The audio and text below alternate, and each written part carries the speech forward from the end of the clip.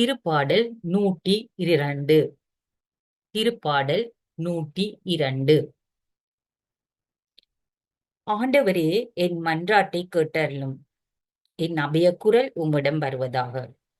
நான் இடுக்கண் உற்ற நாளிலே உமது முகத்தை மறைக்காதீர். உமது செவியை என் பக்கமாய் திருப்பி அருளும். நான் மன்றாடும் நாளில் விரைவாய் எனக்கு பதிலளியும். என் வாழ்நாள்கள் புகையென மறைகின்றன, என் எலும்புகள் தீச்சுளை என எரிகின்றன.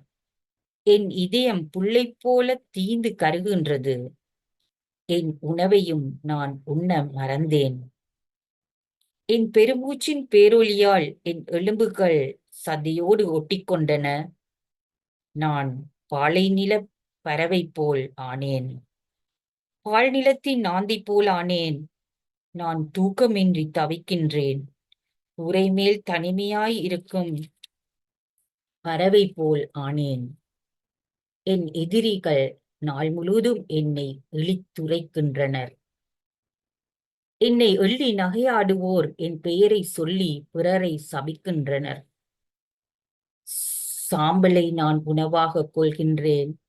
என் மது கலவையோடு கண்ணீரை கலக்கின்றேன். ஏனெனில் உமது சினத்திற்கும் சீற்றத்திற்கும் உள்ளானேன். நீர் என்னை தூக்கி எறிந்துவிட்டீர். மாவை நிழலைப் போன்றது எனது வாழ்நாள். மாலை நிழலைப் போன்றது எனது வாழ்நாள். புல்லென நான் உலர்ந்து போகின்றேன். ஆண்டவரே, நீர் என்றென்றும் ஒளிவீற்றிருக்கின்றீர். உமது புகழ் தலைமுறை தோறும் நிலைத்திருக்கும். நீர் எழுந்தருளி சீயோனுக்கு இரக்கம் காட்டும். இதோ குறித்த காலம் வந்துவிட்டது. அதன் கற்கள் மீது ஊழியர் பற்று கொண்டுள்ளனர். அதன் அழிவை நினைத்து பரிதவிக்கின்றனர். வேற்றினத்தார் ஆண்டவரின் பெயருக்கு அஞ்சுவர். பூவுலகின் மன்னர் யாவரும் அவரது மாட்சியைக் கண்டு மருள்வர். ஏனெனில் ஆண்டவர் சீயோனைக் கட்டி எழுப்புவார்.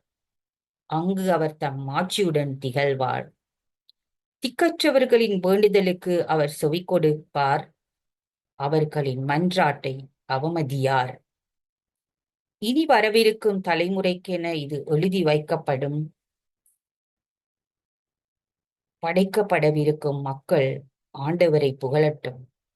ஆண்டவர் தம் மேலுலக திருத்தலத்தினின்று கீழே நோக்கினார். அவர் விண்ணுலகினின்று வையகத்தை கண்ணோக்கினார்.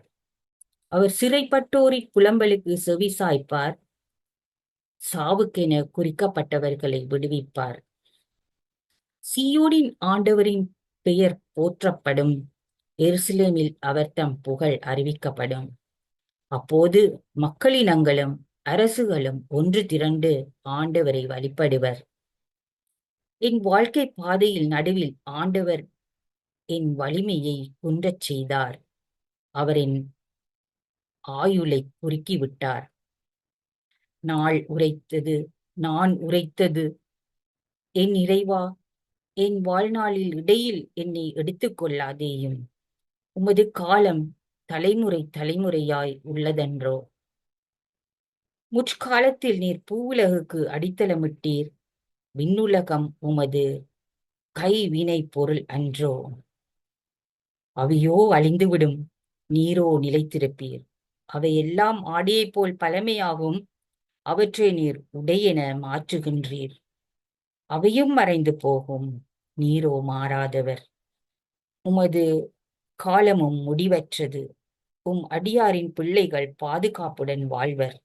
அவர்களின் வழிமரபினர் உமது திருமுன் நிலைத்திருப்பர்.